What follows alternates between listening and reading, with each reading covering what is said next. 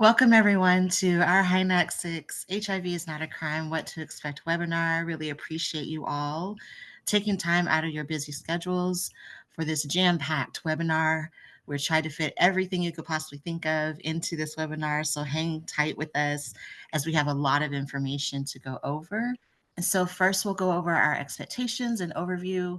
Of course, this webinar will be recorded for folks to refer back to in case you have to leave early or joined late. Um, and it has been translated in Spanish. It will be uploaded to our YouTube channel and shared on our HIVA conference platform for folks to refer back to. During the webinar, you feel free to use the chat. We don't have the Q&A feature, but if you have any questions or answers, we have people that will keep an eye out for those questions, and then we'll try our best to hold them and answer them at the end or throughout the webinar. During the webinar, to keep from folks listening to the playback from any interruption or background noise, please try to stay on mute until we open it up for Q&A. And during that time, we'll just ask if folks can raise their hand or use an emoji of some sort for us to know that you want to be in the stack for us to call on you to ask your question. Our agenda this evening, we'll have a welcome and overview. We'll go over some guiding principles. We have some community safety guidelines. Of course, our logistics that include travel, the institutes, some campus amenities and other things going on. And then, of course, answers to some frequently asked questions. We could not do this work at HINAC every other year without the support from our sponsors, with generous funding support from VIV, AHF, the Elizabeth Taylor AIDS Foundation, Gilead, Health Not Prisons Collective, Merck, Tides, Janssen, Sarah Project Justice Institute, and 4Imprint services. And of course, a huge thank you to our North Carolina State University venue for hosting us this year for HINAC6 in Raleigh, North Carolina. Also, thank you to our partner organization representatives. Sorry, everyone's not pictured here. I did not refresh the slides, so my apologies for that. But we have representatives that you'll be meeting tonight from SARO, such as myself. I am Kamaria Laffrey, co-executive director. I use she, her pronouns. We also have representatives from SARO staff that you'll be hearing from. They can introduce themselves when they come on to speak. Positive Women's Network, Positively Trans, and the U.S. People Living with HIV Caucus. And now we get into it by kicking off with our host committee. Every HINAC, whatever state we're in, we identify advocates that live in that state that can help us with local engagement and providing volunteers and other resources. So without further ado, I'm not sure which one is on this evening or both, but our host committee is comprised of Dr. Alicia Diggs and Judith Montenegro. Are either of them with us? Alicia Diggs is here. All right. The floor is yours, my friend.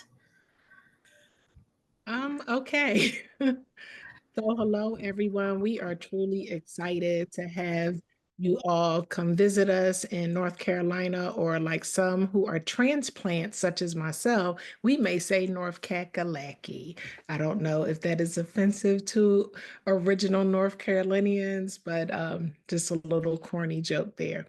So we are working diligently on our end to make sure that we create good, Clay. We are working diligently to make sure that, we create a very safe and comfortable space for you all. So we are behind the scenes, making sure that things are in place. Certain things that are important, such as a resource guide for some of you to be your first time coming to North Carolina. And there are things within our training institute that you may not be able to partake in, but there are other things on the outside that you may be able to do after our training institutes. But we are making sure that we have everything that may be suitable for for each of you to be able to know where to go, where to be safe.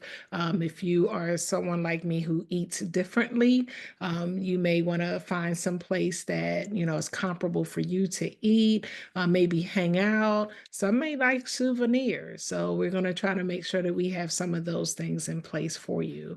Um, I think I'm going to just stop there and allow anyone to ask questions if you have any that maybe we can answer as your host committee. And I'm not sure if beautiful Judy is on or Judith is here.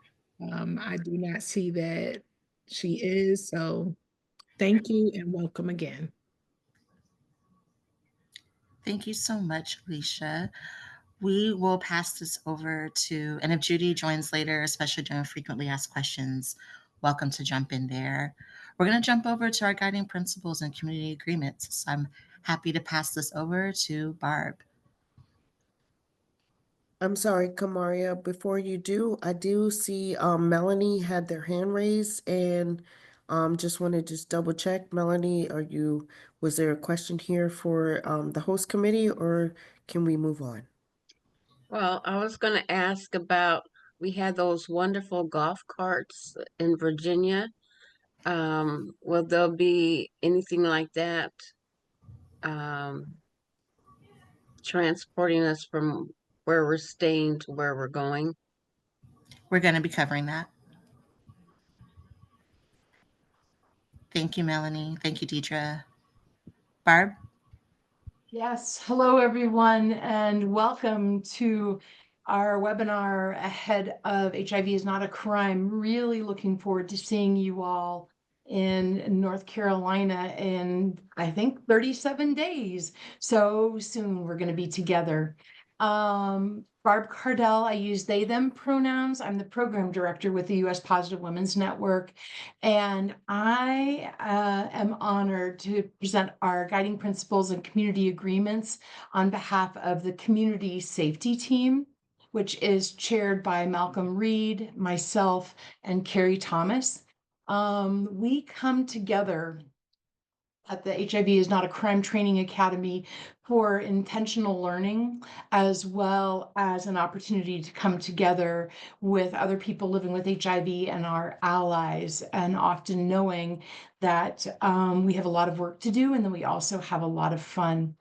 Over the years, we have intentionally wanted to set up some guidelines so that people who perhaps are not used to sharing space will know what to expect. And also, as we talk about our communities that are most impacted by violence, our transgender, our BIPOC folks, our immigrants, our sex workers, so many people in our community that are impacted by violence, we want to make a commitment to hold space safely, or as safe as we can, with them and for them in community, knowing that collective safety is all of our responsibilities.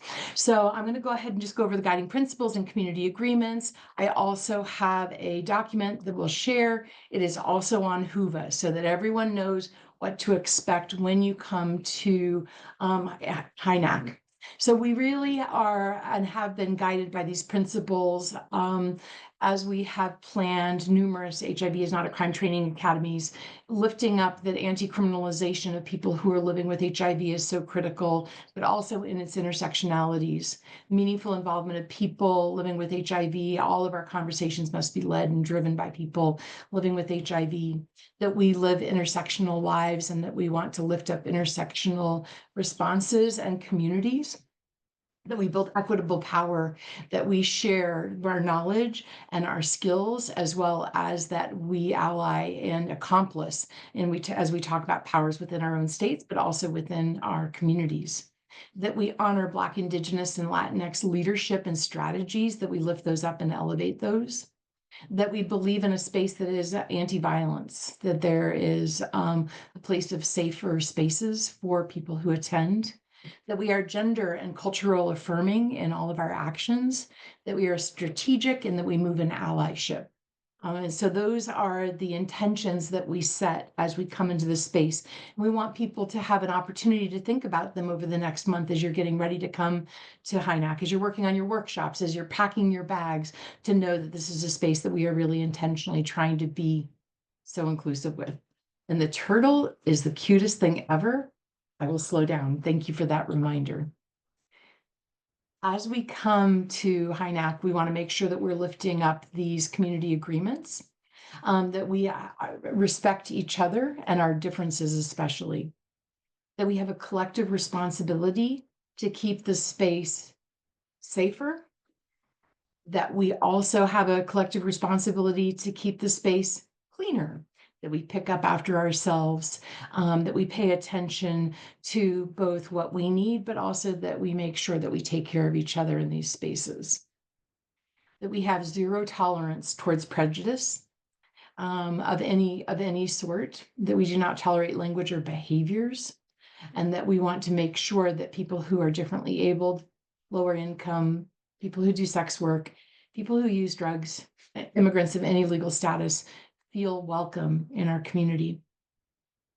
That we have zero tolerance for violence, either spoken, physical, or emotional, and that the community support team, which we will introduce a little bit more later, is ready to help support people who are feeling either uncomfortable or challenged and would like to talk a little bit more about it. So it's not just going to be Malcolm and Carrie and myself holding the space, but as we did at our last HIV is Not a Crime, we're going to have a community support team. We're just going to call them the community support superheroes who have volunteered to help us hold space in all of our gathering areas, in our convenings, so that people can indeed know who they can talk to. Sometimes the topics that come up are challenging, and you might not know who to talk to or ask questions about, and the people in the community support group have volunteered to be those folks. We have a commitment. This is a training academy. We love being in the same space with each other, but we also know that we want to make sure that we maximize the opportunity to both make connections within our community and also to learn. Manage your technology, always a challenge. We know that there's so much that's going on that you've left behind to be able to come and join us, but we ask that you silence your phones, return calls during the breaks so that you can be really 100% present and learn with us. And respecting confidentiality, this is both around sexual orientation, gender identity, HIV status, anything else that anyone wants to share. We know that we come for the lessons and the learnings, and we leave the names and the stories that we attribute to people behind. We use them to inform our work, but not for us to share in ways, which means also if you're posting on social media, please be careful. Make sure that people give you permission to use pictures before you post. Next slide. We are committed to the safety, and you notice that I'm saying safer spaces because we cannot guarantee that spaces will be 100% safe, but we are committed to intervening and supporting in ways so that hopefully we do not need to have any interaction with police or with the campus security, but that we are able to collectively show how we support and care for each other in these spaces. We want to make sure that everybody has some general understanding about the terms that we're going to use that have been mentioned in the community agreements. So when we talk about gender, that we know that gender is a social construct. It is an assumption that is made about how we should show up, and it has no bearing on who we are or how we actually are present. Gender identity is what your sense is of who you are, and we'll have a chance to go over these in a little bit. I think that Cody and Isis are going to lead us on an exercise to dive a little bit further into these terms. Gender identity is who you believe that you are. Expression is how you show the world who you are. And gender assigned at birth, or sometimes people now are saying gender assumed at birth, because a lot of times it is not actually correct, but it is just based on what the doctors and your parents choose to identify as your gender. And then finally, we talk about sexual, emotional, and energy orientation, which is who you love, who you groove on, who you're attracted to. So those are some of our foundational terms. For some of you, those might be new.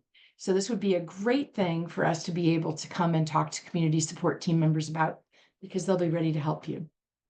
And then I think the last slide that I have is indeed, we are reimagining our conference culture and our connections. As we have said, we have a community support team that's going to be about 10% of people attending HINAC, so that there always will be someone around that you can talk to, both about questions, or if you are feeling like someone has been disrespectful and you'd like help intervening. We really are there to help support each and every one of us to be present in this space as best we can. And with that, I will go ahead and I'll turn it over to Cody and to Isis. Thank you, Barb. Voy a decirlo en español. ¿Le pueden poner, por favor, a la siguiente slide? Muchas gracias, qué gusto verles a todos. Gracias por estar aquí. Esperamos que estén tan emocionados como estamos nosotros. Yo soy Isis Tapia, soy coordinadora para América Latina y el Caribe para The Zero Project. Me da mucho gusto poder compartir con ustedes un poquito de lo que es el Soji Astronaut, que es una herramienta bastante buena para entender las diferencias entre sexo asignado al nacer, identidad de género, expresión de género, pronombres y pues a quién estamos atraídos sexualmente, románticamente o emocionalmente. Soji significa por orientación sexual, son las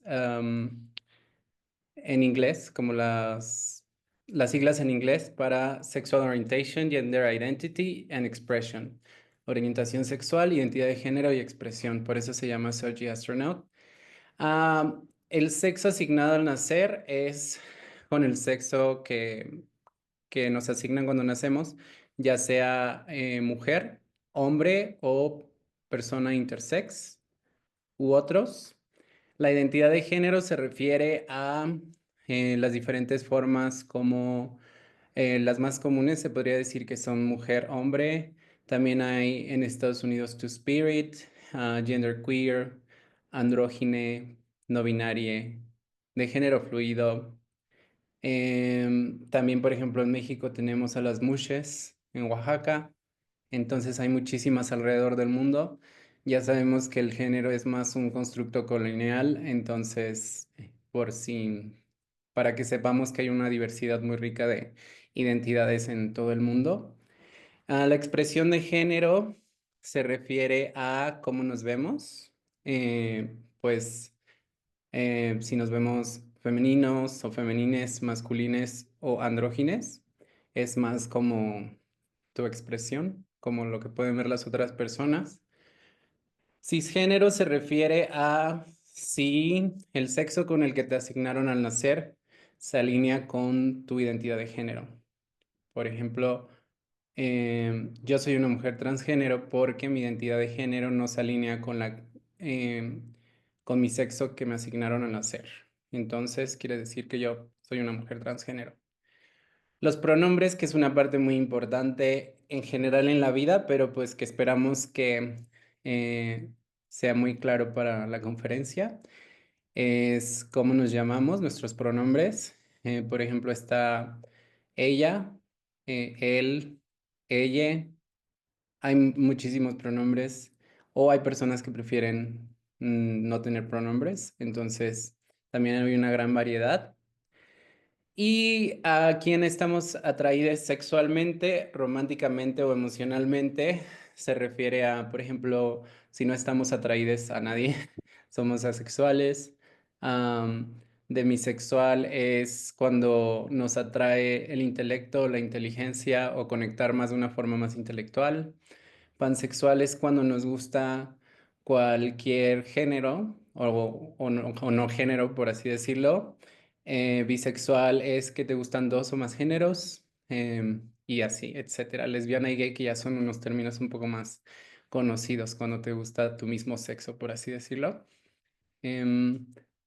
¿Podrían pasar a la siguiente slide, por favor? Aquí les explicamos un poco de los pronombres y por qué importan. Usar el pronombre correcto es una forma de respetar y crear un ambiente inclusivo. Para nosotras las personas trans y no binarias es muy importante debido a que es como una forma de comenzar a afirmar nuestra identidad. Entonces es muy importante por el respeto en general y porque previene otros tipos de... El usar los pronombres previene otros tipos de violencia. Es ofensivo y amenazante adivinar los pronombres de una persona o asumirlos. Estoy viendo si no tengo tortuguita. Em, Debes de algo tan fácil como preguntarle a alguien cuáles son los pronombres que tú prefieres es sumamente importante porque es el comienzo de una relación de respeto entre dos o varias personas. Ignorar activamente los pronombres de alguien implica em, la opresión, la noción de opresión de que intersex, transgénero, no binario y no conforme con su género, las personas que somos así no deberíamos o no existimos. Entonces, es una forma de discriminación el ignorar los pronombres de personas que no pertenecemos a la cisgeneridad. Los pronombres son importantes, por favor, no bromeemos de nuestros pronombres o de los de nadie. Eh, Ser inclusives de los pronombres puede proteger a alguien de daño físico o emocional y violencia. Entonces, por eso es muy, muy, muy importante. Muchísimas gracias por escuchar y ahora le voy a pasar el turno a Cody. Hi, everybody. Thank you. This is Cody. I use any pronouns without malice. I'm here as part of Positively Trans. I'm a steering committee member. Okay. So language and gender. Um, people in the transgender community, they may use a wide variety of terms to describe themselves. A couple examples here, like transgender or non-binary.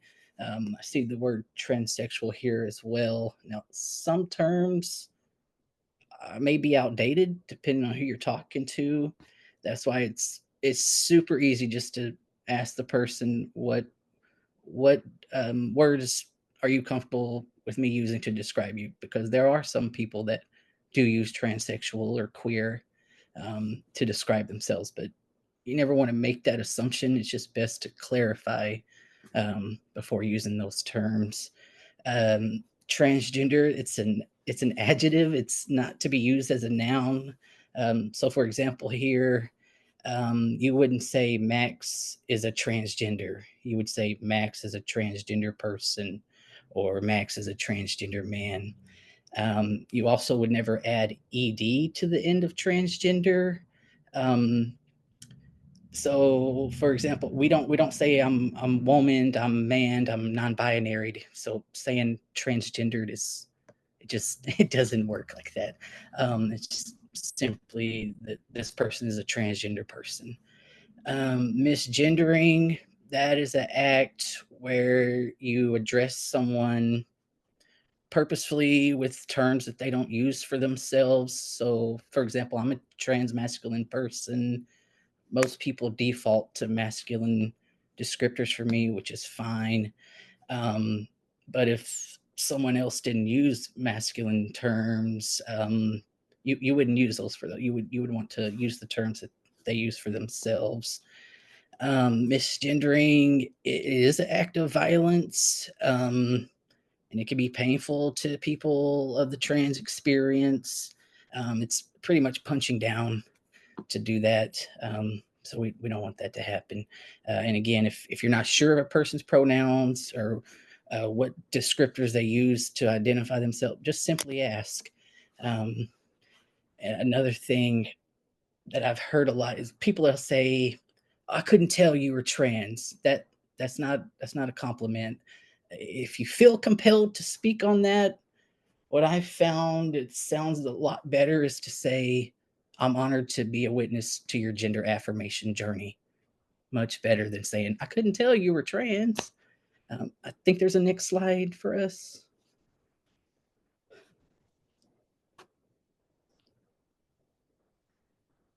All right, so greetings as well. Again, it's just being mindful of language, removing those assumptions that we've been socialized to use. So greetings, you can use, for example, it says, thanks friends, have a great night. Good morning, folks. Hey, everybody, or hey, everyone. Me personally, I like to say, hey, pals.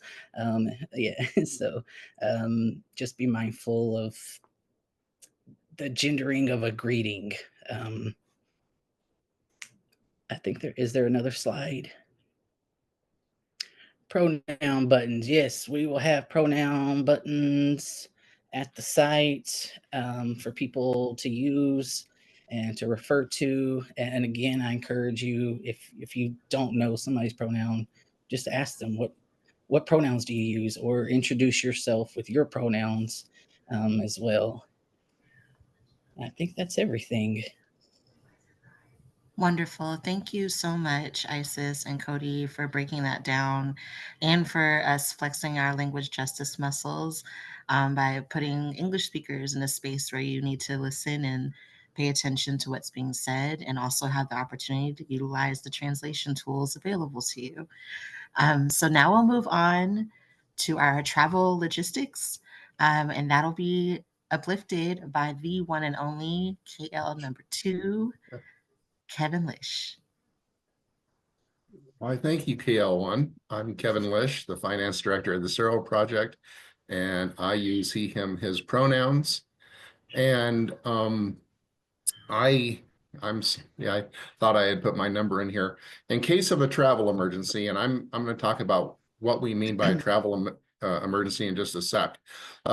Please call me, and my phone number is 208-406-3608. And what we mean by a travel emergency is if you get in something really unusual, like you get to your connecting flight and you are being told you're not going to make it to Raleigh on the 31st, call us.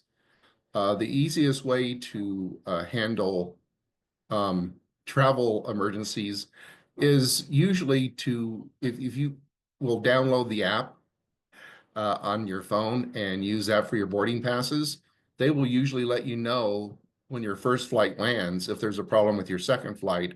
And when you open up your phone after landing, there'll usually be some options for you to automatically rebook yourself.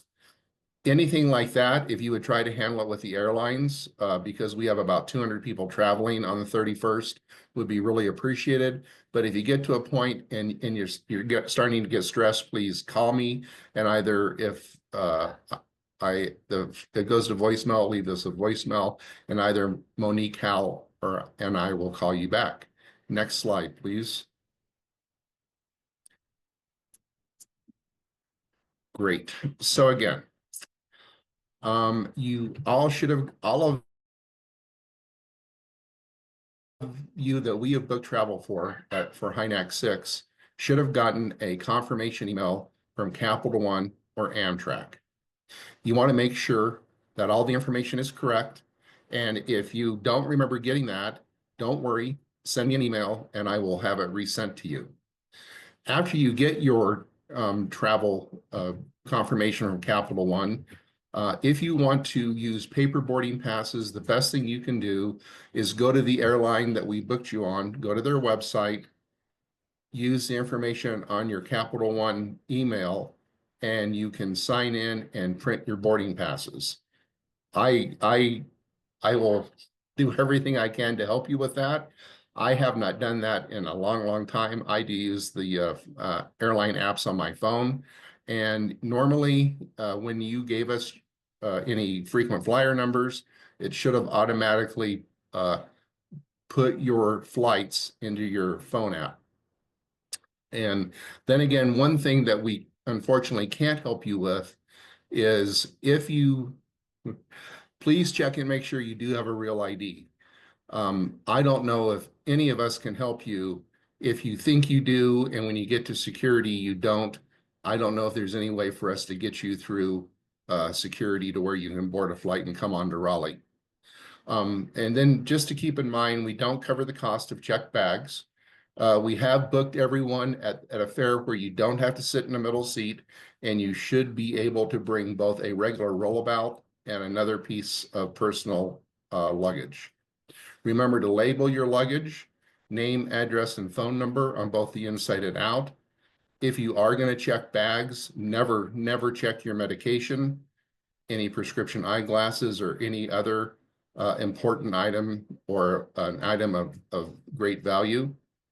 Always check your flight information and print out your boarding passes, or better yet, download the airline's app, create an account, find your flights, and then use the e-boarding pass on your phone.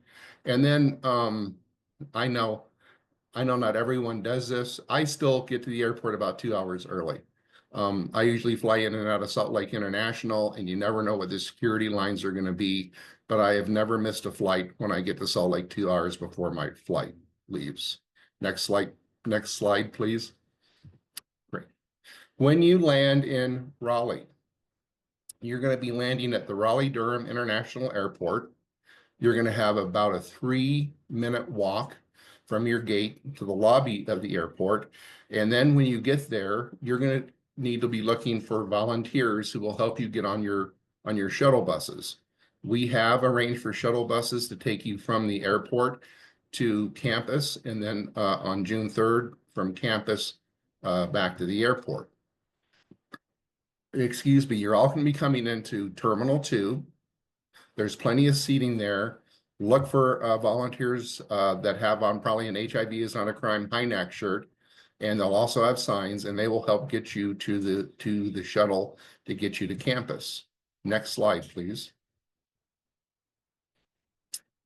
And again, when you arrive at the airport, we have made arrangements, and the shuttles will be going in shifts. And once you get there, if you're a scholarship recipient, you have been prioritized on the shuttles. If you are not traveling under a scholarship or any of the travel that Monique and I booked, just walk up to the HINAC representative, and if there is room, they will take you. They'll make sure you get on a bus and get you to campus. And I see Tammy just put in the chat, it's just about a 15-minute ride from the airport to the campus and then back again. And again, if you have any questions about anything that you've got from Capital One, or just have questions about your travel, you can email Monique at travel.coordinator@ceroproject.com or me at kevin.lish@ceroproject.com. Next slide, please. Uber. At Raleigh-Durham International, you want to go to prearranged services, Zone 8. Once you walk out of the baggage area, and that is where Ubers and Lyfts pick up people. Next slide, please. And if you're driving, please arrange to get there after 2 p.m. on March 31st, unless you have made arrangements with someone on the organizing team at HINAC. We are providing parking permits, and as long as we know that you're driving. So again, we know which scholarship recipients and other people we book travel for. Those that wanted to drive, we know who you are. But if we did not book your travel or have not contacted you, you need to let us know so we make sure we have enough parking passes. And the only lot we're going to be able to park in is the Dan Allen parking deck. And when you get the slides, you can hit that hyperlink, and it will show you where Dan Allen is in relationship to the campus and where we're staying. And please remember, this is the same on every college campus I've ever been on. If you park in any other location other than the Dan Allen parking deck, you're at risk of a ticket or getting towed. Next slide, please. What to bring? There is no dress code for the conference, but we do recommend you bring a sweater or a jacket. Hopefully we have control of the thermostats, but in case we don't, it could be a little chilly in some rooms. And also, we're on a fairly compact portion of the campus, but there is going to be a little bit of walking, so always remember to bring comfortable clothes and shoes. The average weather in North Carolina in May, June is an average high of around 81 and a low of 57. Remember to bring a little extra room in your baggage. Every time I've gone to a conference, I always bring back a lot of really important stuff. And so remember to pack just a little bit lighter so you can bring all that stuff home. And then you need to bring toiletries. That would be a toothbrush, toothpaste, soap, shampoo. And then remember TSA rules. If you're not going to check, those things have to be in a 3-ounce container or smaller. And they need to be in a clear quart bag so TSA can easily see them. And then we are also, North Carolina State University is right downtown in Raleigh. And so you're going to have access to supermarkets, boutiques, local pharmacies, and CVS and Walgreens are also very close to where we're staying. And then, as always, when folks in our community travel, please remember to bring your medication if you take any. Next slide, please. Also, please remember, if you like to wear fragrances, that some folks have asthma and other breathing issues as well as sinus issues. Please use that sparingly where we're going to be inside so much. Please be environmentally mindful as possible. Bring your own travel mugs or water bottles. There are water stations throughout the campus. When you get there, you're going to be given a linen set, which is going to, of course, include sheets and a pillowcase, and then also one washcloth and one towel. And so if you don't think that's going to be adequate for the 3.5 days, you may want to throw an extra towel and washcloth in your suitcase. And then we will be setting up a community altar like we always do at a HINAC. Please feel free to bring items that you would like for the altar, and then you'll be able to take them back home with you when we adjourn HINAC. I believe this is my last slide, and I don't remember who I'm turning it over to, so I'll turn it over to Kamaria, and she will keep us on track. Thanks, Kamaria. Thank you, Kevin. I will add the what to bring list of toiletries was not extensive on this slide. I just noticed deodorant's not on there. Please bring that as well. It's going to be hot. Just a little joke in there, but also serious. Please bring deodorant. With all seriousness, please. And also, if you don't, or if you lose your deodorant or you realize you're out, like we're near stores where you can purchase it. At this point, I will pass this over to Tammy to talk about volunteer opportunities. Thank you, Kamaria. Hi, everyone. And next slide, please. We can't make HINAC a success without you. So there are ways for you to volunteer. We have many opportunities. We have room moderators, registration check-in support. Now, the majority of you, we will already have volunteers for that one, so that we are set up and ready to go when you arrive on those buses. But we do need session timekeepers. We'll have t-shirt sales. Please reach out to me, and somebody's going to be putting my email address in the chat box if you would like to see the different volunteer opportunities. We'll also be setting up a hospitality room, a respite and sensory space. We'll need meal monitors. I know we all don't like a meal monitor, but we'll say one thing about this cafeteria is different than other cafeterias that we have been in. They prefer, and shoot, I wish I had written down what you said, Kamaria, the other day. Choose, swallow, leave. Choose, swallow, leave. Exactly. It's not like others. They are used to a high turnover during their the year. So they're asking for people to not linger. So there will be a meal monitor just with a xylophone or something to remind you to keep things moving along. Timekeeper, we will have a situation room, and then we will need a shuttle support and airport greeters. And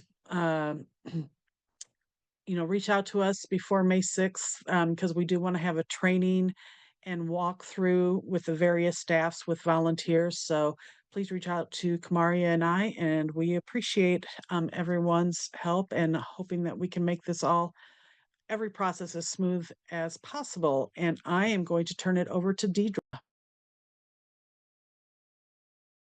Hey y'all, hey y'all, hey. I know y'all are so excited from all of these fun things that we have already talked about, so I'm gonna keep this really brief.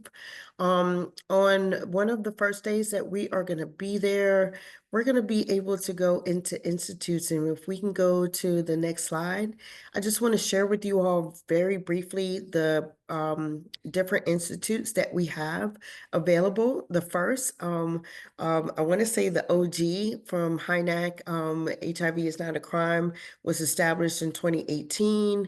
We'll talk more about as to why that is, but there were some harms that were created in previous HINACs and bullied it created. And because of that, out of Huntsville, then we created this bully space, which is the Black United Leadership Institute, who is now turned into a whole initiative.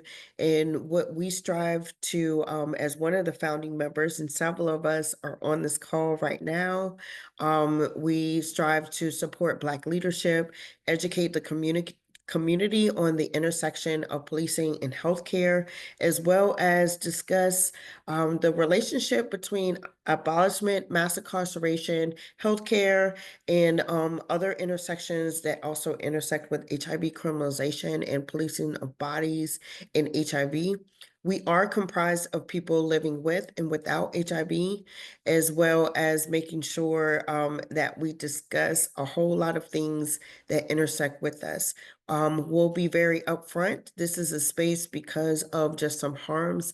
You will see us bring up about a statement of inclusion and respect with the bully space. This is a space that is for those that identify as Black, Afro, Latino as well in that space.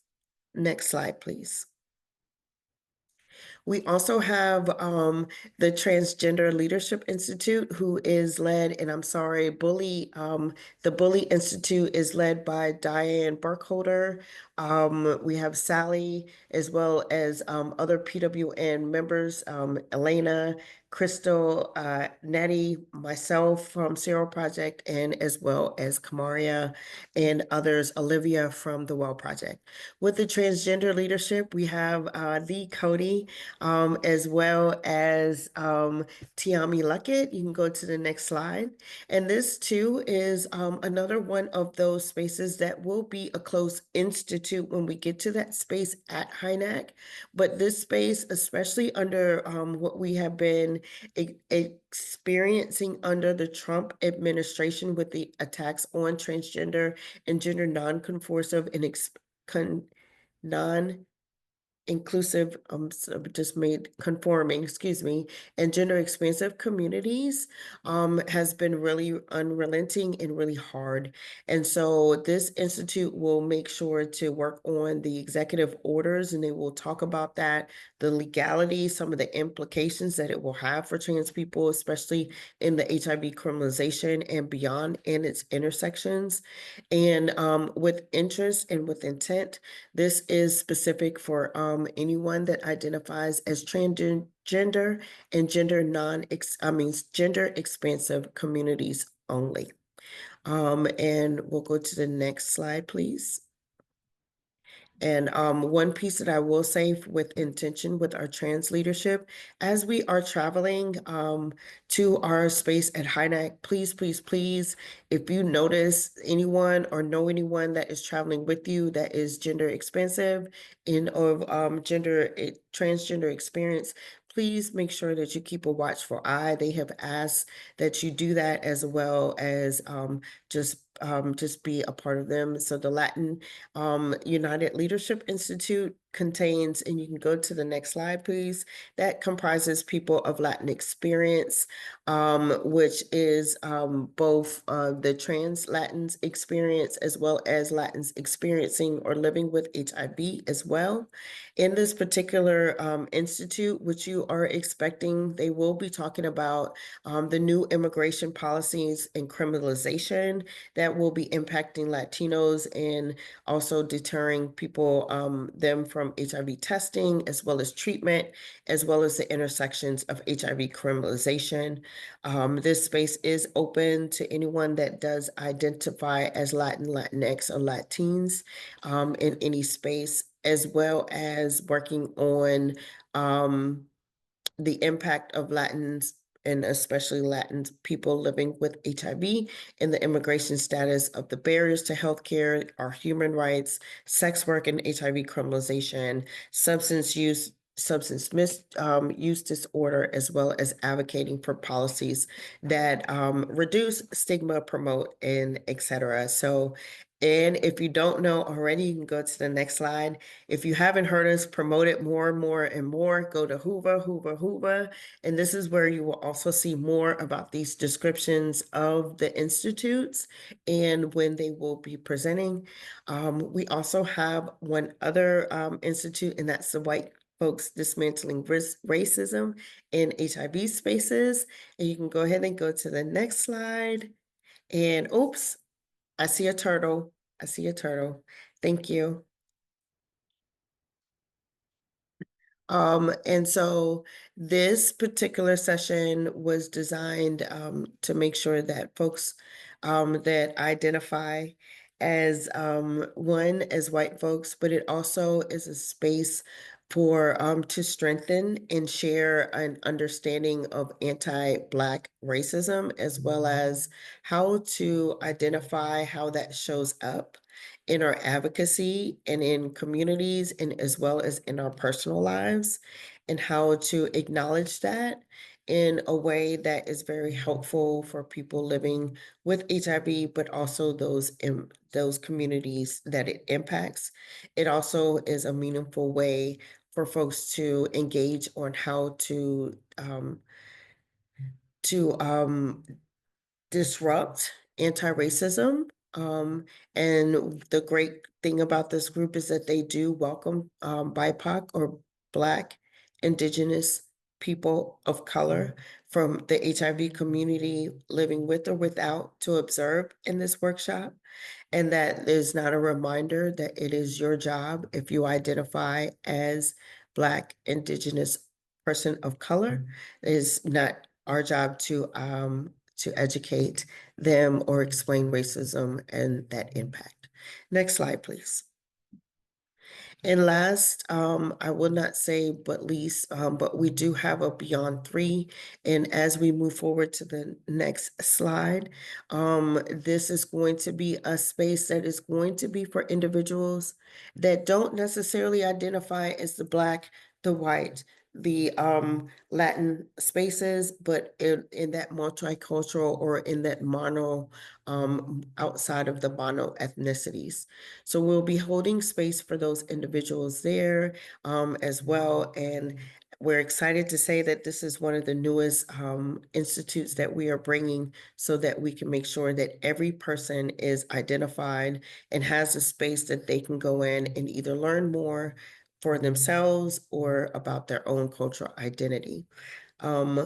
If you are a person that is of more than multiracial, but identify as monoracial identity, they are asking that you do go to that specific one, if it is Black, Latin, trans, or anything else, to definitely go, because they don't want to take away. I will stop there, and it is time to pass that on over to Kamaria to talk about our Situation Room. Thank you. Thank you so much, Deidre. And I just want to add to what Deidre just shared. Please keep in mind, we're doing our best we can to create inclusive spaces for folks to feel like their identity is being seen and heard. We do know that we can't accommodate everyone, but we really are doing our best, and we really appreciate those that have attended institutes before. And there's lots more to look forward to and learn about the institutes when you come to HINAC. This year, what else is new at HINAC is something called the Situation Room. This space is designated for advocates to be supported in contacting legislators, federal or state, via email, text, or phone calls, either directly or through an app, for any ongoing or emerging calls to action during HINAC. We know that we're under attack in many, many ways, and oftentimes folks are at home by themselves being asked to contact their legislators. And sometimes, depending on what that attack is or what we're fighting against, can induce anxiety. And we just wanted to create a space to be able to have people in one space being supported by other people doing the exact same thing and modeling what democracy in action should be looking like, and what solidarity and community looks like. So we'll have volunteers in that space to help people with various calls to action. We're asking our community partners if they have scripts or specific time-sensitive activities to provide that information to us. We'll be posting on Whova because this space is not built into our program necessarily. It's built for like in between breaks or after all the workshops are done for the day. That space will be open for people to come in and practice contacting the legislators or actually doing so. So you'll learn more about that at HINAC, and we'll be announcing different calls to actions on Whova as well. So people don't have to come to that room, but if you have skills and have confidence around helping other folks navigate that, please sign up to volunteer. I'm seeing some volunteer signups in the chat. So thank you so much. And we'll be able to let you know what room that is. A sign will be posted. All our rooms will be labeled once we know which spaces we're going to be in. So jumping over to talk more about Whova, I'm going to pass this over to our comms director, Eric Fleiter, to talk about our experience overview. Hi, everyone. Eric Fleiter, he, him pronouns here. As Kamaria said, I'm the communications director for the Zero Project and for HIV is Not a Crime National Training Academy. So you'll be hearing and seeing a lot of me, specifically through Whova, which is our event management program. I have linked in the Whova app user guide is linked here. So when you get that, you can check that out. You can go to the next slide. So we do request that everyone who's able to join our official event app on Whova. You can scan this QR code and it will take you right to our page for Whova, and you'll have to use the email address that you used when you registered, and then that will get you set up on Whova. And with Whova, it's a really wonderful platform. So you can do a number of different things with it, including putting together your own agenda. So marking whichever breakouts or plenaries that you want to go to, and you can create your own schedule. You'll receive event updates and notifications, probably mostly from me. I will be in communications to you through Whova to make any general announcements, to remind you of different activities happening. So watch for communications through Whova. You can also connect with other attendees or with presenters through Whova. So that way you can connect and network and keep in touch. You can also create and join meetups. Through Whova, you can set up a time and place of where to meet up and why you're meeting up. So for affinity groups, that sort of thing, we'll have time set aside to meet to discuss other business besides the official schedule here. What else am I missing? So you can use it for social activities. There's also a community board, and that helps you to network as well. And that's where you would find the meetups. Next slide. So we have some contests happening. I know everyone is super competitive in this group of folks. So we have created some contests for you all. So if you're attending HINAC in person, we will have a bingo game going on throughout your stay in North Carolina. So bingo, you'll receive a bingo card in your welcome kit, and you will get markers for completing tasks, engaging with others, and whatever it says to do. I don't know what those are. Maybe stand on your head or rub your belly and tap your head at the same time. But we will get your bingo card marked. You are looking for a horizontal, vertical, or diagonal bingo. We're not playing full card. We are playing traditional bingo here. So once you have your bingo, you'll return your card, and then you'll be entered into a drawing for one of, not just one, but one of two. So we'll have two winners. Each will get an Acer Chromebook, and that would be shipped directly to you, I believe. So when you get home, you'll expect a prize. Also in person, we'll have a scavenger hunt. The scavenger hunt is organized by SPJI, and I think Johnny Jones is on here. He will be your go-to for the scavenger hunt. I believe we'll have teams of 5, and they'll have special prizes that are yet to be determined.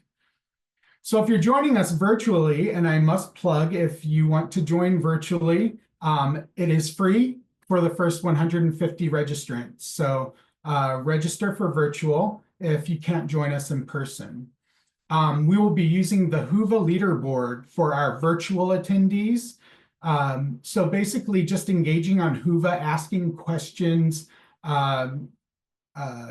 going to those message boards and interacting with those message boards will earn you points. And then those points add up. And then the top 3 most engaged virtual attendees will win. And you will win a HINAC t-shirt like our lovely, Alicia Diggs here in this beautiful picture. And, but it will be a different color. So it won't be the green. You'll miss out on the fluorescent green, but you'll receive the HINAC shirt for this year. Yeah, so it'll be like you never missed a thing. So I am going to also point out that only virtual attendees can play to win for the virtual Whova leaderboard game. So if you are with us in person, you're not eligible. So go for the bingo and the scavenger hunt. We got you covered. Do you want me to go over this, Kamaria? All right. So program highlights. Some of the other things, activities that we're going to be doing. I guess I'm also Julie, the activities director. So land acknowledgement. We'll have someone there to acknowledge the land that was stolen that we will be on. We'll have a state success celebration, and we've had 2 really great states in the recent past that we'll get to celebrate, along with whoever has modernized their laws since HINAC6, which was 2 years ago. So we'll be celebrating all of those folks. Of course, we'll have a group picture. So bring your HINAC shirts or buy them there. We'll have our altar room, like was mentioned before, so we can remember the folks who are not here physically, so that we won't forget them. We'll have affinity sessions. So those are time slots that you can generate your own program and invite others to that after hours. We will have our open mic night, and I think Kamaria will get into the details of that. And we'll be celebrating our art contest winners. So we had 3 wonderful pieces of art that won our art contest, the Humanities Art Contest, and much, much more. So if you're not able to be with us in person, sign up for virtual. If you're not yet registered, register now. If you're going to be in person, registration will end on May 15th, I believe. If that's wrong, then Bingo. oh, yeah. Bingo! So yeah, join us for bingo. And then Kamaria can take over from here. Thank you. Thank you so much, Eric. I see a lot in the chat around the prizes. If folks in person still want to use the leaderboard, you can. You just won't be eligible to win the prize. So keep it competitive. Keep people on their toes. Go for it. I know it's in your blood. I know you want to do it. We'll be putting everyone's name that's eligible into a drawing, and we'll be pulling out those names and sending folks their prizes. I'm going to pass the next section over. Apologies to you're up, my friend. Beautiful. Thank you, Kamaria. Hey, everyone. My name is Kelly Flannery. I use she or they pronouns, and I am the policy director at Positive Women's Network. If you want to find me at HINAC, look for the Situation Room, or I'll definitely be very competitive in that scavenger hunt. So form a team with me. I am going to talk about just 2 of the amazing plenaries that we're going to have at HINAC. There is no business as usual under fascism, and HINAC is not doing business as usual in the plenaries. So we are going to be offering on Monday, June 2nd, 2:30 to 4:00 p.m., something called Red Talks. So here, one representative from each of the partner organizations, and that's CIRO, PWN, Positively Trans, and the U.S. People Living with HIV Caucus, will each give a brief Red Talk. So this is the HIV decrim version of a TED Talk. Come for the content, stay for the stars, and glossy speeches. And then on Tuesday, June 3rd at 9:30 to 11 a.m., we're going to have HIV Advocacy Unplugged. And this is going to be a plenary unlike any that you have seen before. This is your chance as a HINAC participant to be involved in and a star in the plenary. So we'll actually hand the mic over to HINAC participants to ask questions or give thoughts to a select group of panelists. So those are a couple of the offerings that you should expect at HINAC, and I can't wait to see you there. Back to you, Kamaria. Thank you so much, Kelly. Shout out to Program Work Group for putting together an amazing program. Y'all are in store for some really amazing content. And we did hear you all. We shortened your days, but we did jam pack. So that the choices of workshops are going to be a challenge.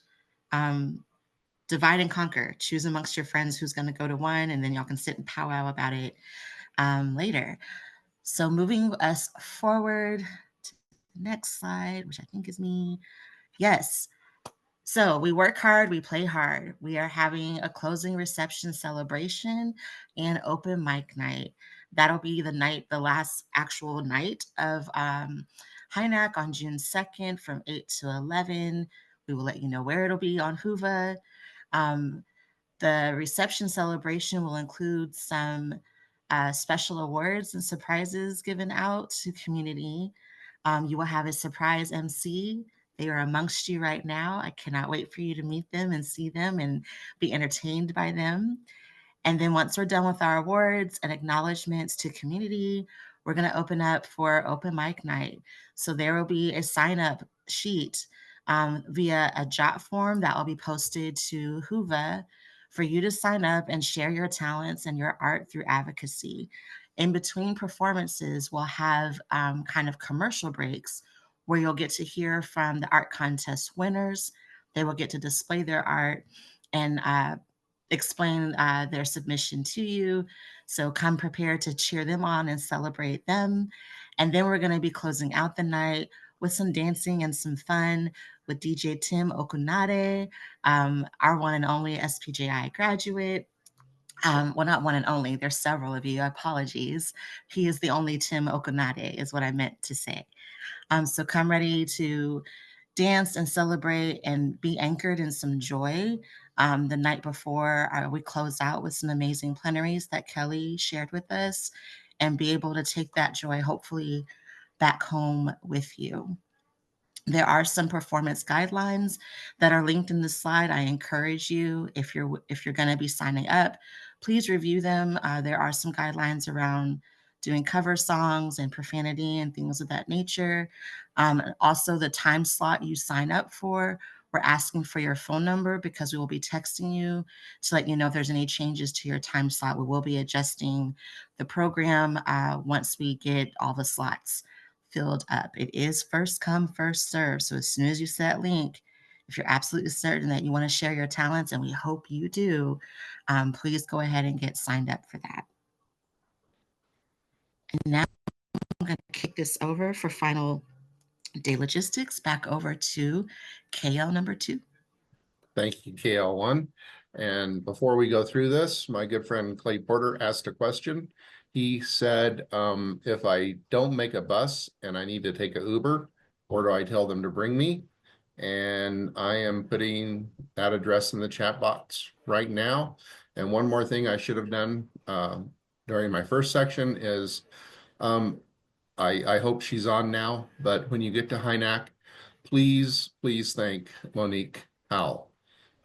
She has been so instrumental in doing all the travel for everybody at HINAC. She deserves a huge shout out. She has jumped in and really saved our bacon and made travel happen in a fairly quick way. But now we need to talk about, unfortunately, the sad part of HINAC when we all have to leave and go home.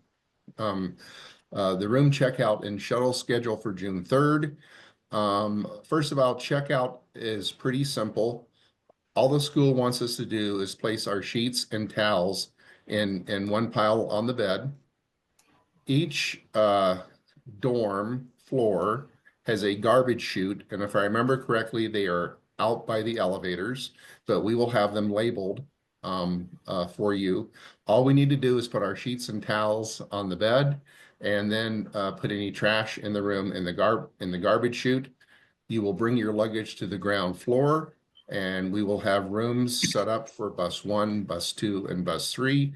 That it'll be locked up and safe, so you can go on to day 3 activities and not have to worry about your luggage. When it's time to get on your bus, you will go back to the ground floor of the dorm, grab your luggage, and then turn in your 2 keys, your dorm entry door card, and your meal card. Now, if you're thinking about swapping keys or rooms, please don't. I found out today that when we turn in the lists of folks that will be staying on campus, they are going to name, when you get your keys, they're going to have your name on them. So please don't mix up the keys, or we will have to pay to get them unmixed. So on June 3rd, the bus schedule is this, and you will get on the bus exactly where the bus drops you off on May 31st. So right in front of the dorms we're staying in, which are called the towers. So bus 1 will leave at 11:15 a.m. shortly after Advocacy Unplugged gets done. And there will be box lunches for those folks that leave on bus 1. Bus 2 will leave at 1:30 p.m. And folks that are going on bus 2 and bus 3, the Fountain Dining Hall will be open for our lunch. Bus 3 leaves at 3 o'clock. And sometime between now and before you leave, Monique and I will use Whova to let you know which bus you're on. We will send you a Whova message letting you know exactly which bus you're on, either 1, 2, or 3. Next slide, please. For those lucky folks that don't have to get on an airplane to come to HINAC, for those that are coming on Amtrak, you are staying an extra night. You're going to get to help us. We have a broom or a mop with your name on it. That will be our evening activities. But you will check out of the dorms between 7 and 7:45 on June 4th. You'll do the same thing, put your sheets and towels in a pile on your bed, put your trash in the garbage chute, and then bring your luggage to the ground floor. We will provide coffee and a light breakfast, fruit, Danish, those types of things. You'll turn in your 2 dorm keys, and then at about 10 to 8, we're gonna put you in cars and take you to the train station. It's about a 10-15-minute ride from the campus. And then any other additional information for those on Amtrak, Monique and I will send you a Whova message. And I think that's my last slide, but if you go to the next one, I believe, yep. I am now going to turn it over to my good friend, Dr. Diggs. And Judith Montenegro. Judy, I would love your assistance with this. So just so you all know, like yes, I live in North Carolina, but I don't actually live on that side where we're having HINAC. So I'm in a whole different area.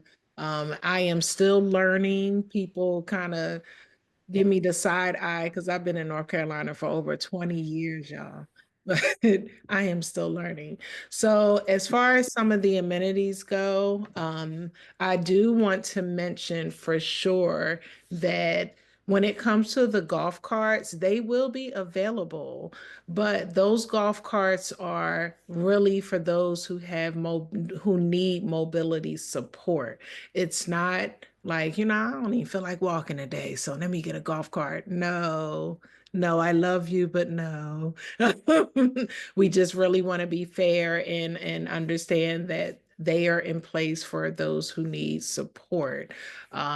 It's not your taxi, where, oh, I forgot my charger, I forgot my gum, because I need gum all the time. No, just want to make sure that we reiterate that.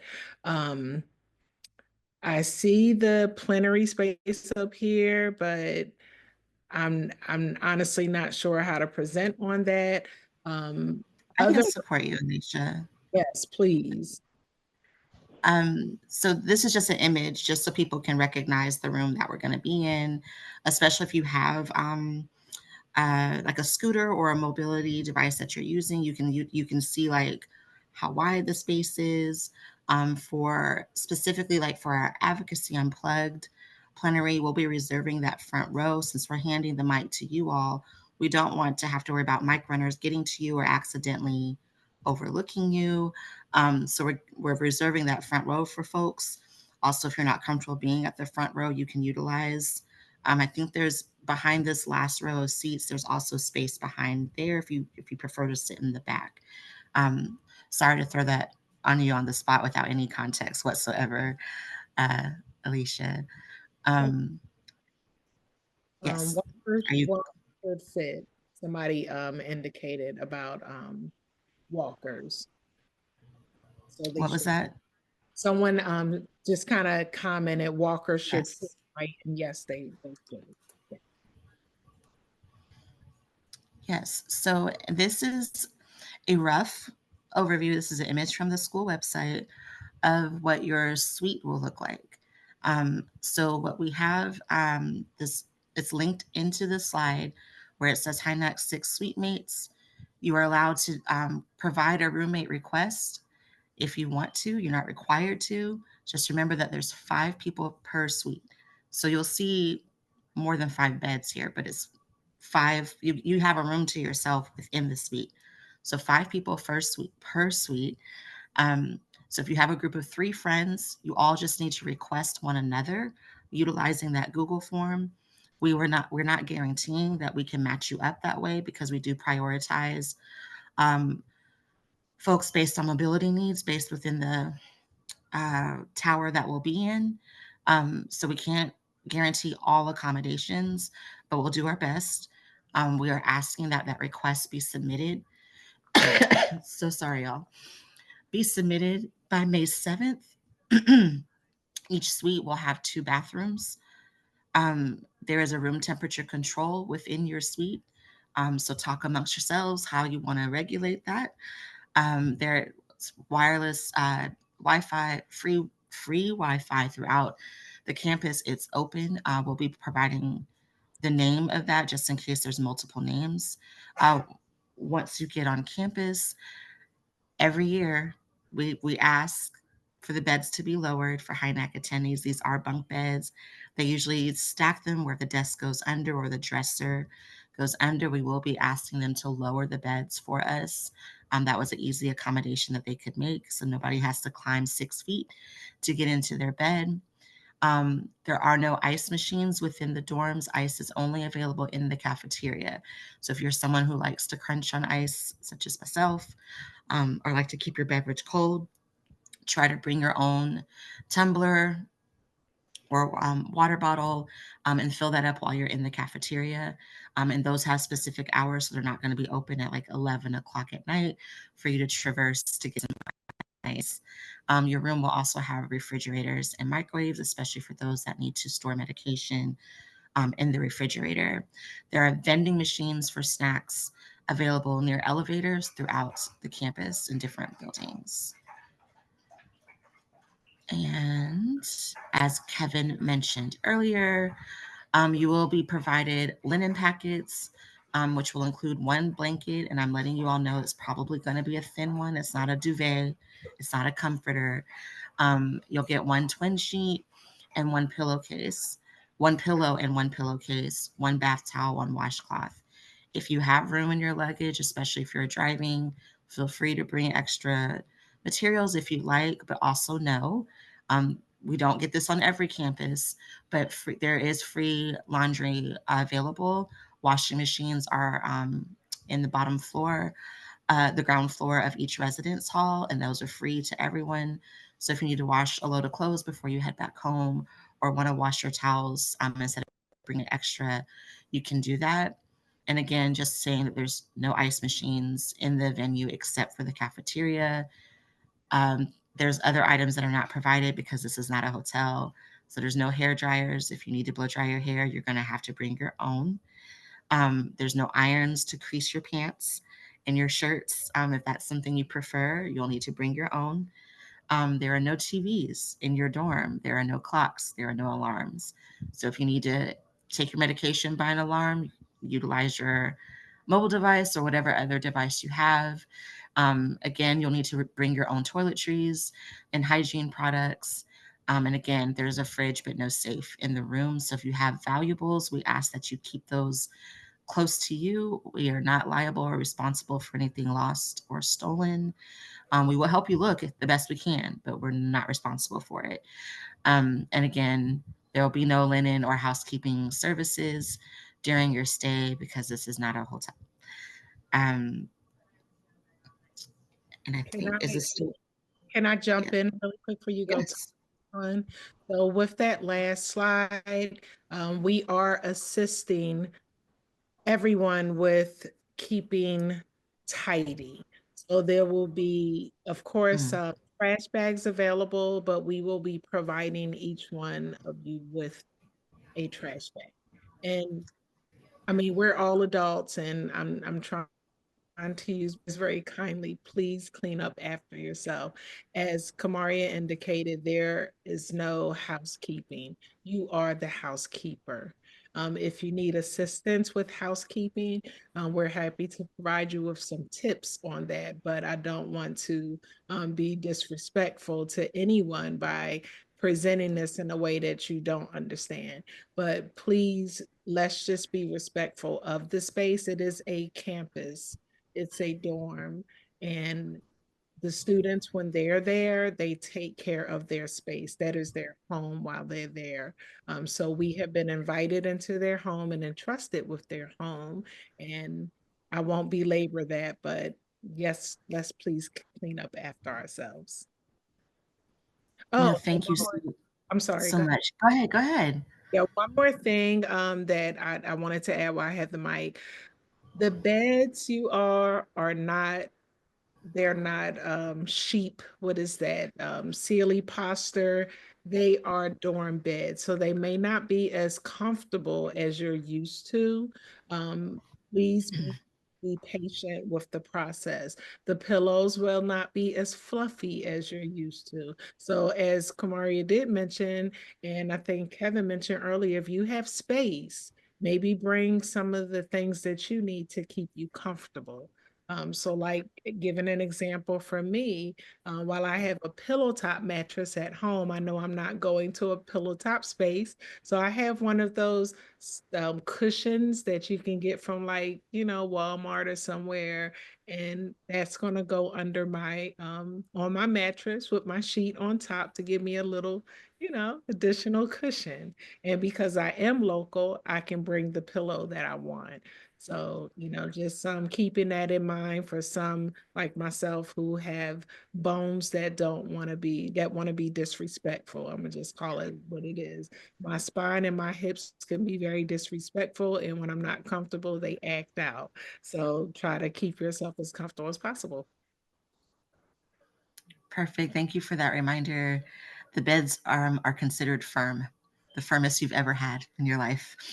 So we'll keep it that way. Thank you so much for adding that, Alicia. And just to let folks know, the meal options, your meal times will be built into, I think the agenda is already on Hoofa to let you know when we go to lunch. You'll have a breakfast buffet, a lunch buffet, a dinner buffet. So there will be a variety of options. Our final day will end with lunch and prepackaged boxed meals. We'll also specifically have some put aside for folks that arrive late on the first day and need to leave early on the last day. We always make sure we ask about vegan and gluten-free options in the cafeteria. If you have specific allergies, and we know that some do, you must indicate that on your registration form. So there was a question or you were asked during registration around that. And so the cafeteria can't accommodate in the moment of. So you can't walk in during lunch, look around and realize, I don't want any of this. Oh, I have an allergy, I have a sensitivity, and then you suddenly need something. We will encourage you to try to find something in the cafeteria or utilize Uber Eats or one of the local food retailers that are located on campus. And now I'm going to pass over for frequently asked questions to Ronald Johnson. Thanks, Kamaria, and welcome and hi, everyone. Just want to go over some of the frequently asked questions. As has already been noted, there will be Wi-Fi access throughout the campus. In terms of language justice, CIRO and all of the partner organizations are committed to language justice. We will have access to translation equipment that Latinx is facilitating with the support of the Latino Commission on AIDS. For the virtual plenaries, we cannot guarantee at this point that we'll have language justice across everyone at this time. We're still working on that. In terms of gender neutral bathrooms, there will be signage posted for restrooms identified for all gender identities where possible. Otherwise, the restrooms will be gender specific. In the academic building, where we will be having our workshops, we are the only event, HINAC is the only group that will be in the academic building. So we will have signage posted. In the dorms, these are not common bathroom spaces. Next slide. Where can I smoke? Smoking and vaping or any smoking related product is allowed only in indicated areas where there is an ashtray. And smoking inside the dorms is not permitted. In terms of alcohol, no alcohol will be served during HINAC activities, and they are not permitted in the rooms. There are local establishments that the host committee has identified for that we can patronize while we're at HINAC that are inclusive and serve alcohol. But again, we will not be serving alcohol on the campus during HINAC. Next slide. Where can I purchase food and drinks and snacks? Your register as the meal options that we just heard, all registration includes all the meals, snacks, and beverages throughout the day. Coffee, tea, hot tea, and unsweetened iced tea and water will be provided during the Sunday plenaries and the Monday breakouts. And there are snack machines available on the campus and retailers centrally located off campus for additional food, coffee, and drink and snack needs. And Uber, the ever ubiquitous Uber Eats, DoorDash, and other food or convenience delivery services will be available. Next slide. Only HINAC registrants are permitted on campus and must be over the age of 18. And just to be clear and to clarify, HINAC organizers and the partner organizations do not be offering childcare services on or off campuses. And children and infants under the age of 18 are not allowed on the campus. Scheduled workshops, breakouts, and institute time, including lodging, will be only open to those registered to attend HINAC. And during HINAC, all registered participants must wear their HINAC badges during these collective times. Next slide. If you get locked out of the building or lose your key, please contact your, as a first response, please contact your roommates to get and have your roommates' contact information, because they will be your primary backup. So please, when you're at HINAC, be sure to get your roommates' contact information. Guests that are locked out of a bedroom or dorm or building should contact conference support. And as has already been mentioned, please remember your key to your room is unique to you. And the planning organizers have contracted with North Carolina State University. Lock changes resulting from unreturned loss damages are going to be charged at the current rates of a replacement, which are $150 per single key. And loss access cards are charged at a rate of $25 per card. As has already been mentioned, we ask participants not to change rooms, exchange keys without explicit permission from a STIRO staff member. And please remember that the conference organizers are not responsible for lost or stolen keys. They will be the financial burden of the individual HINAC participant. So let's keep your keys as well, as you do your house keys, they are very, very valuable. Next slide.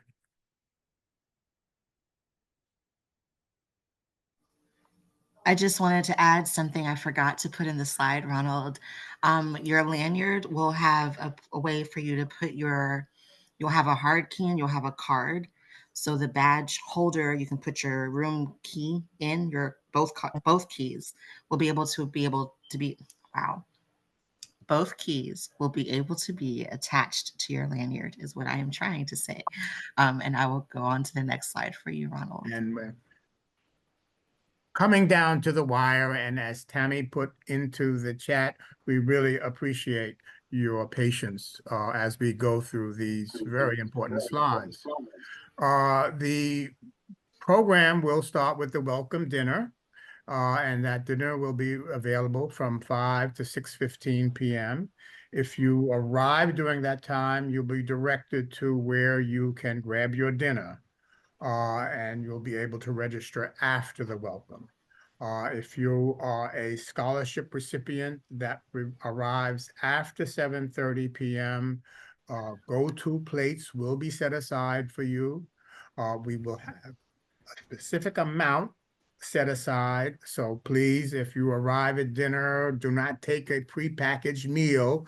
You will have access to the buffet. Those prepackaged meals are for those who we know will be arriving after the dinner time. And next slide.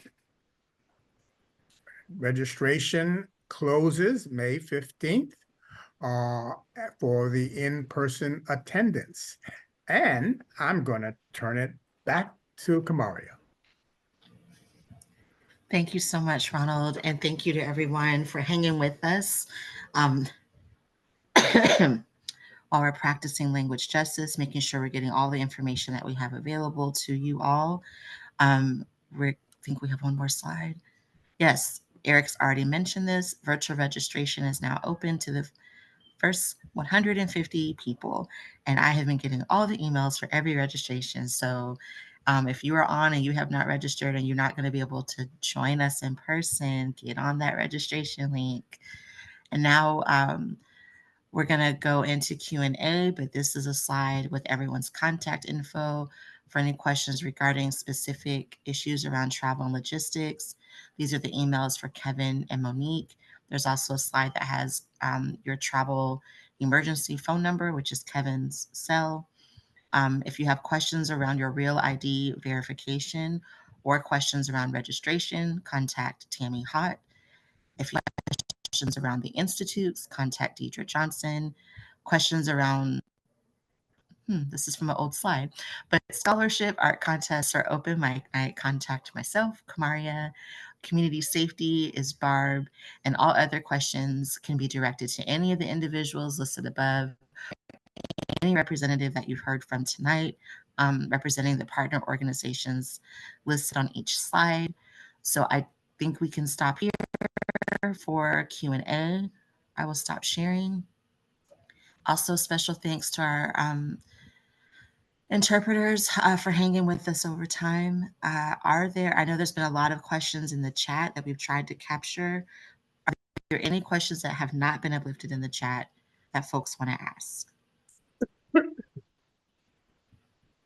And can I just add, while we're waiting for folks to raise their hand or speak up, some people may not have been able to look at the chat, just in case you're driving or something. I do want to mention, for those who like to partake, that marijuana is not legal in North Carolina. It's decriminalized.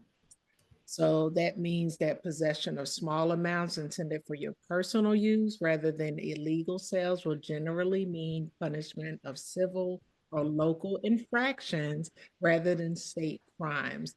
Industrial hemp, marijuana with no THC, is legal in North Carolina. Remember, Zero, partners, your host committee, we do not have bail money. Please be mindful of that. Thank you so much, Alicia. We do not have bail money, and while we are a movement that's working towards ending the criminalization of our lives, We are not equipped right now to support that. So I see the stack is building. I'm going to go in the order that I saw the hands. So I'm going to call the stack out. Casilda, Sarah, Akela, and Portia. We'll start off with Casilda. Yes, good evening to everyone. I'm from Puerto Rico. I have a question.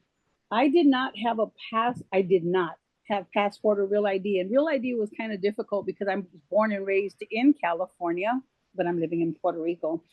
And so I went ahead and I do have my passport now. Is it okay for me to just go with the passport, or before leaving or trying to see how I can do it, to now with the passport get the real ID? Should I try to get the real ID before I leave? I will let Kevin answer that. I saw him nod his head, but for the sake of the recording, Kevin, if you don't mind. Sure. No, the new rule that goes into effect on March 7th, to fly domestically, you must either have a valid real ID or a valid passport. Oh, excellent. So Casilda, you are fine with your passport. I've been reading articles that the lines to get a real ID are getting outlandish. So Yeah. whether or not you get one, you don't necessarily need it for HINAC if you have a valid ID. Okay, excellent. Thank you. I'm sorry, passport. Thank you. Thank you so much. Great question. Miss Sarah?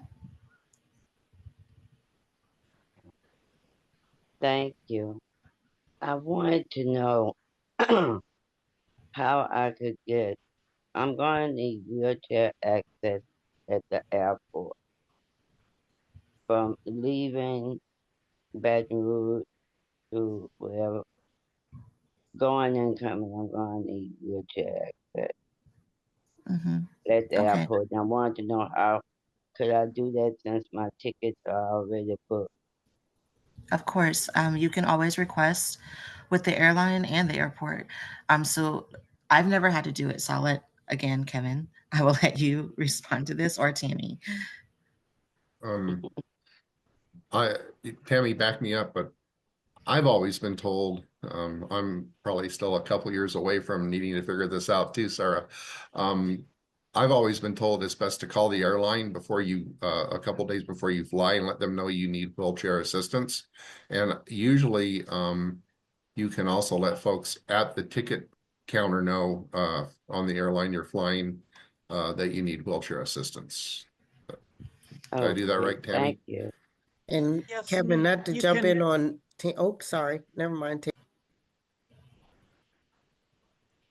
You can also, if you go on, so Kevin would have sent you your ticket, so you have the confirmation code. You can go onto their website, pull up your ticket, and request it on the website. But if you can't do that, when you get to the airport, just, as Kevin said, get there 2 hours early, and you can ask right there when you, if you have checked bags or whatever, when you check in, you can request a wheelchair at that time as well. Okay. Thank you so much. Thank you, Miss Sarah. Michaela, am I pronouncing your name right? Yeah, it's Nikayla. Okay. I have two quick questions. This is my first time ever coming to HINAC. I know it's gonna be a little bit overwhelmed. I was thinking about volunteering, but I don't know what workshops are available. So how do I find that out to see if I do want to, volunteer with so much going on and this being my first time? I will pass to Eric since he came off mute. Yes, so you'll want to download Whova, and on Whova, you'll be able to build your own schedule by going through each day that is listed there and ticking whichever activity you want to do. And then you'll flip over to My Agenda, and all of your items that you earmarked will be in that agenda. So that's the one you would follow. Does that answer your question? Yes, it does. I'm on Hoover now, so All right. I may have to send out an email for some help with this because this is something Yeah. to me. Thank you. That was a Wow. Absolutely. Please reach out to us. It's an excellent question. And there's also people on the app that are veterans with conferences that can help you build your agenda and be able to see the plenaries and the workshops and know where you want to jump in to volunteer. Also, please don't feel overwhelmed or feel pressured as a first timer to volunteer for all the things. We're happy to have you show up the best way you can, the best way you know how. I thought you said you had 2 questions, or did we answer both of them?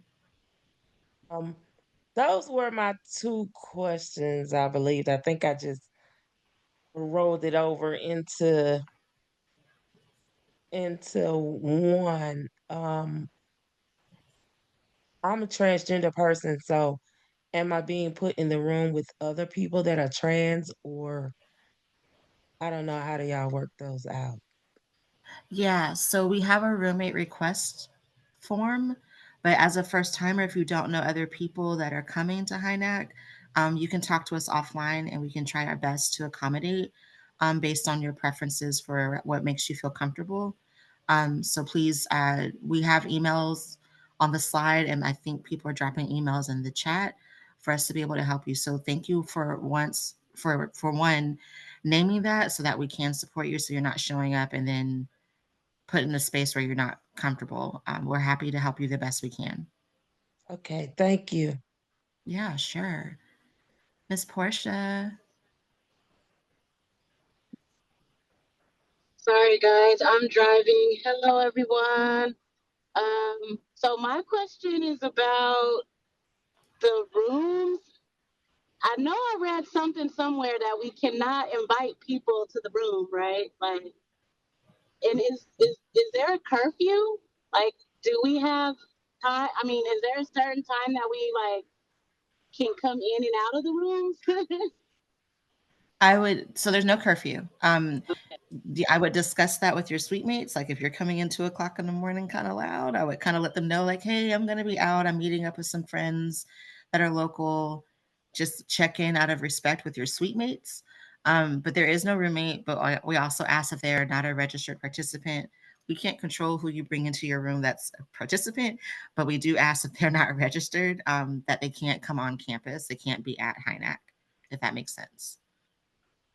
Okay. Okay. And then the next question, if we received a scholarship, we're already registered, right? I don't know how to explain. So HUVA, is that where you register at? I don't know if I'm asking.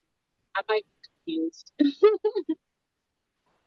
So if you're a scholarship recipient, you should have all your information about coming in. You should have gotten an email from Tammy, I believe, about HUVA. And then on HUVA, you have to download that. And that's not necessarily a registration. That's where you'll add your information in so that we Okay. know you're an attendee. That's not considered a registration, but you do need to, there are 2 steps to the scholarship process. I see Kevin's hand is up, so maybe he can explain better and be sure that we're answering your actual question. Kevin? Yeah. Monique and I have been working on that as of right now. Of all the people that we've been involved in booking travel for, which is most everyone coming to HINAC, everyone, but I think we're down to 2 people have registered on HUVA, because we want to make sure that when you get off the buses on the 31st, that we have a packet for you and registration goes as smoothly as possible. We don't want people waiting in long lines to get your room and room keys and meal cards. So if you don't get an email from Monique or I in the next 2 or 3 days, consider yourself registered, because we will do our best to make sure everyone is registered on HUVA, because that's what we're going to use to report the number of rooms we need and the number of meal cards back to the school. And Okay. Portia, Thank you. sorry, I'm not sure if you can see the chat since you're driving, and I want you to be safe.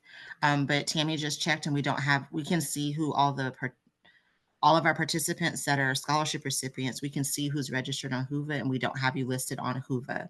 So download the app and make sure you're accessing HINAC6 as a conference, and then Okay.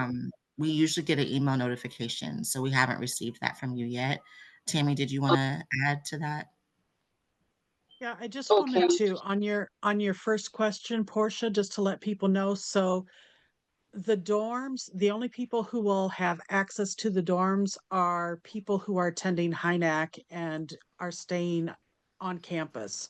So you will be getting 2 keys and 2 key cards. One key card is to get into the dorm room, a dorm building. Then you'll have 2 keys, one to get into the suite and then one to get into your individual room in the suite.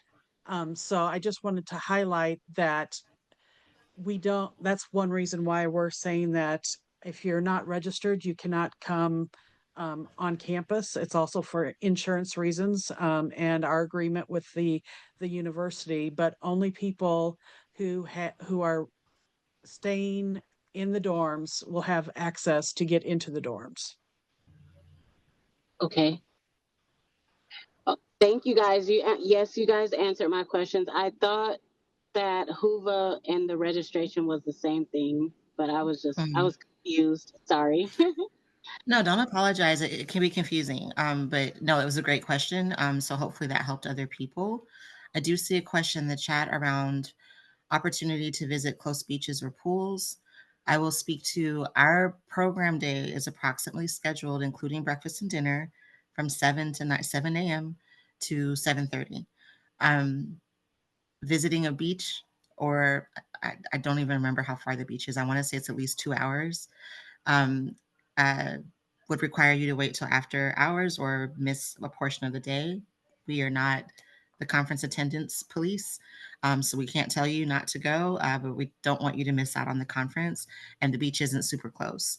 And I don't believe we have access to the pools that are on campus. I remember asking, but I think they're having other activities. There's other groups on another side, like in the athletic area.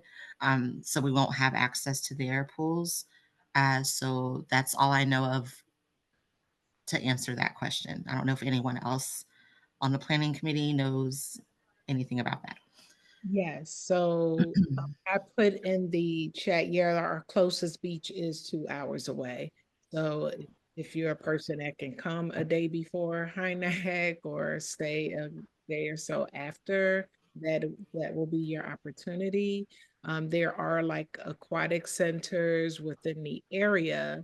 And I believe with those, they will probably have like an option to pay like, any other recreation center, like maybe $5 or something like that. I don't know that. I'm just guessing because that's normally how it is with most places. But there are centers in the area that you may want to opt into. Since that question was raised, we will go ahead and add it to the guide. It's helpful. Mhm. Thank you for that, Alicia, and thank you for catching that to include it in the host committee guide. We are in very, very overtime. Very, very grateful for you all hanging in with us to get these questions answered. I'm going to do a last call for Q&A. Remember that these slides and this recording will be available on the Hoover app for you to refer back to. There will be links available for all the things that we mentioned that around registration, the community guide, the guiding principles and community agreements. Also, I don't remember if we said this, but you'll be asked to sign that you read the community agreements at multiple touch points. So if you've already signed it and you hear us ask you again, it's just because we didn't check off that you signed it, but we just want to be sure that everybody has read it and is in agreement and in alignment of how we're going to show up for one another in community at HINAC. I will stop talking and ask for last call for Q&A or last call for any announcements from our planning partners.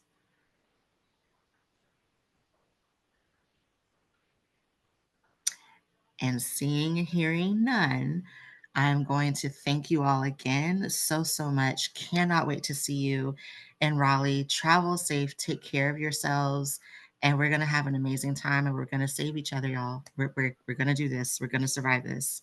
Good night, everyone.